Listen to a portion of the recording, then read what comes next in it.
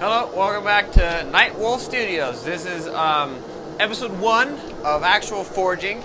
Today what we're going to be doing is we're going to be doing just a normal blacksmith 4-sided nail. We're starting with a piece of 5/16 inch round stock, just mild steel. I'm going to walk you through all the steps, we'll go over the tooling, and hopefully we'll have a blast. So, thanks for being here. Alright, these tools are all over the place. Tools are pretty simple. Have like four basic tools that you'll need. One, anvil, or just like a hard surface. Known people who've used rocks. Don't use a rock. Get some anvil or something. You can even use a $25 Harbor Freight anvil. The process works pretty good on this. Not stellar, but it works. The other tools we're going to need, a hammer. I like just using a 16-ounce ball peen hammer. You can also use a 2-pound sledgehammer. This also works well. Now the main tools you're really going to need, So, number one is a nail header. This nail header is used to, obviously, as the title implies, head a nail.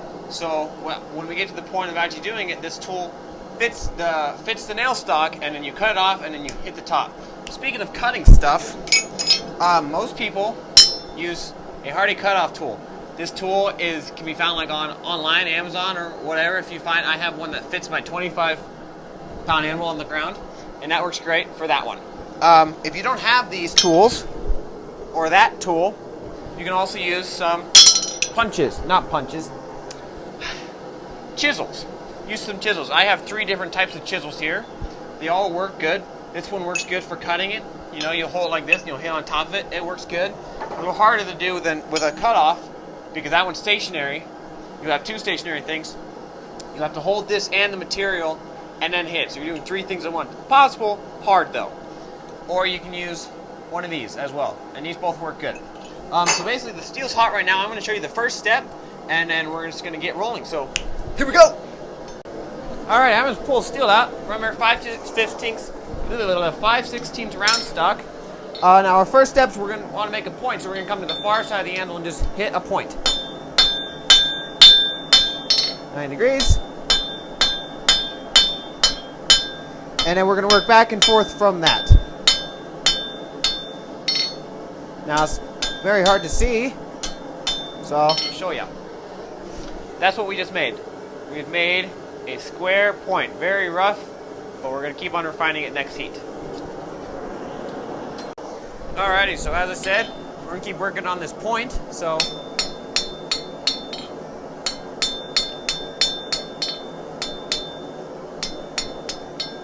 once that point's refined, we're ready for the next step. So you want a nice point on that. That's the first step. Alrighty, so our next step is we're going to make a shoulder on the side of the anvil, which is what I'll show you when it pulls out. So first let's straighten it. Alright, so what I'm going to do, I'm going to bring this all the way to the near side of the anvil, or my side of the anvil, and I'm going to make a hit.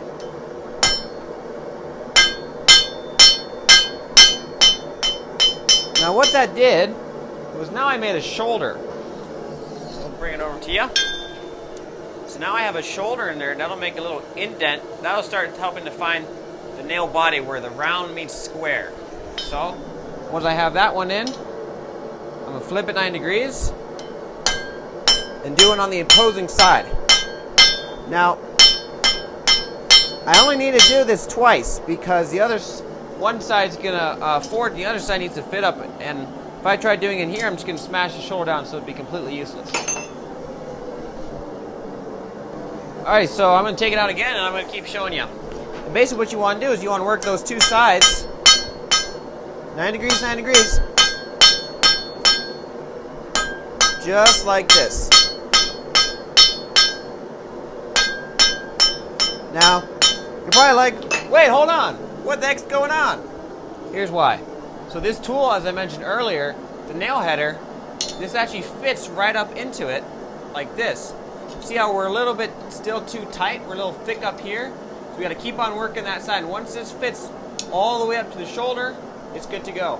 I'm going to roll a quick time lapse so you can get to that point.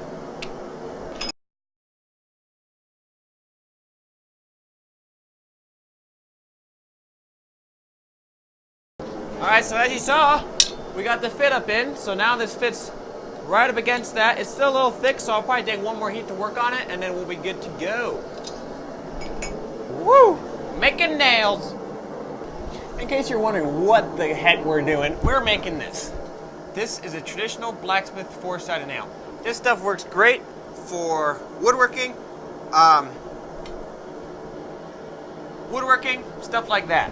And these make fantastic little, everyday little shop nails. They work great. I use them all over the shop to hang stuff up. All over the shop. I may have a lot. A lot! But these, you can go to like farmers markets. If you have a little forge setup, you can go and you can sell these things. Pretty good. It's cooked, not cooked. It's ready, so I'm gonna start doing it again. And you won't see me do it, you'll just like see the finished product. Yeah! Alright, we have the fit up. It is up, it looks great. What I'm gonna do is when we take this out again, we're gonna use our cutoff tool to cut it off. Now, when we cut it off, we're gonna wanna cut off about 1/4 of an inch up from the square part. So we have the square right here and there's a round. We have the little shoulder, okay? So we're gonna come up about 1/4 of an inch up and that'll give us a perfect nail head. So let's do that right now. I'm gonna stick this in that way, and then you're gonna see me, I'll make a mark, I'll show you, put it back in, and then we'll cut it. So I take it out, come about 1/4 of an inch up, and then make a mark. Just like this. Maybe a little bit hard to see because of the light, so let's do this real quick. Just like that. That's about as much material as we want off. Because that'll give us a good size right here. That's a good size of a nail, so looking good. Alrighty, we are back. Let's cut it off. Now when we cut it off, we don't want to cut it off the whole way because then we have to grab a pair of tongs and go grab it. So I'm going to keep it on, and then what I'm going to do when I head the nail, I'm actually going to break it off with the nail header. So once again, not all the way off, stick it back in there. Now you may be wondering, what happened right there? If you saw, I had this weird looking contraption right, that light's bright.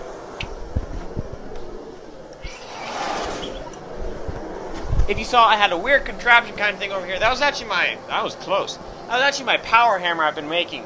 I had a friend come over and said it was very stupid and it was very bad. He could do a better job, so he's making me a power hammer. We'll have that in here pretty soon, and we'll start using that. It's really cool how it's going to be made. We both designed it, and when you guys see that, that'll be fantastic because that's something you guys can make at home. I wouldn't suggest making it if you live in the city. I live out in the boonies. So that'd be just a thing just to consider. It's ready, so let's cut it. Whoop. Yeah, vibration. All right, we're gonna take this out. We don't need this anymore. Grab the header. Gonna fit it up. Wrong way. There we go. Break it off. Stick our piece back in the forge, and then hit on top to head the nail.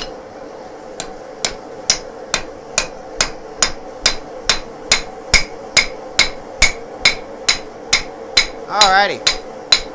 So now we got about it to look like that. That cost about 50 cents if you want to make these at a farmer's market. Let's amp that price up to about $1.50.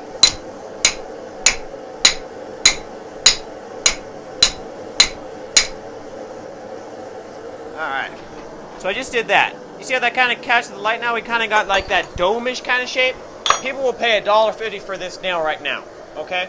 So, that's another thing when you're like forging and stuff, figure out ways of trying to raise prices and stuff, right? Because you're the one selling it, it's your metal, your stuff, figure out how to get the best price out of it. I'm cooled down, we're going to look at it.